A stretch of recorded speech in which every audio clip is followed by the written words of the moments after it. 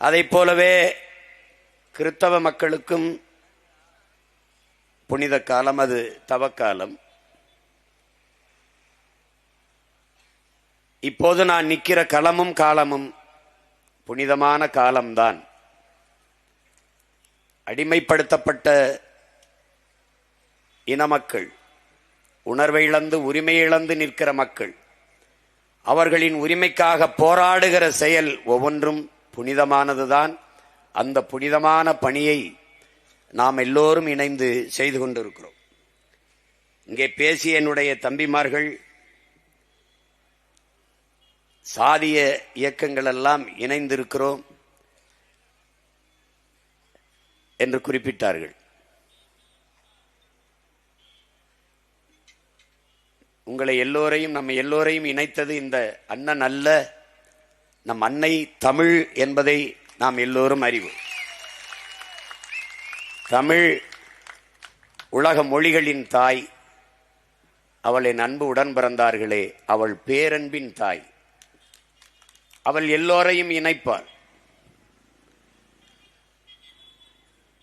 சாதி மத உணர்ச்சிகள் நம்மை பிளந்து பிரிக்கும். நம் சதையை வெட்டுகிற கத்தி, அருவாள், கோடாரி போல அது.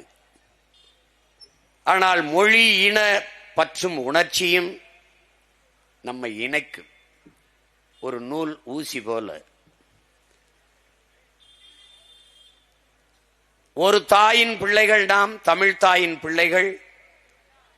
ஒரே வீட்டில் குழந்தைகளாக இருக்கும்போது வாழ்ந்தோம், வளர்ந்தோம். பிறகு எல்லோருக்கும் மணமாகி குழந்தைகளாகி குடும்பம் பெறுகிற போது வசதியாக வாழ தனித்தனியாக வீடு கட்டி குடியேறினோம். அதைப் போல நாம் தனித்தனி அமைப்புகளாக தேவைக்கேற்ப இருந்து இயங்குகிறோம். ஆனால் தாய்க்கு, தாய் வீட்டிற்கு ஒன்றென்றால் நாம் எப்படி எல்லோரும் ஒன்று கூடுவோமோ அப்படி தாய் நாட்டிற்கு ஒன்றென்றால் நாம் எல்லோரும் கூடுவோம் என்பதை இது உணர்த்துகிறது, உலகிற்கு எடுத்து காட்டுகிறது.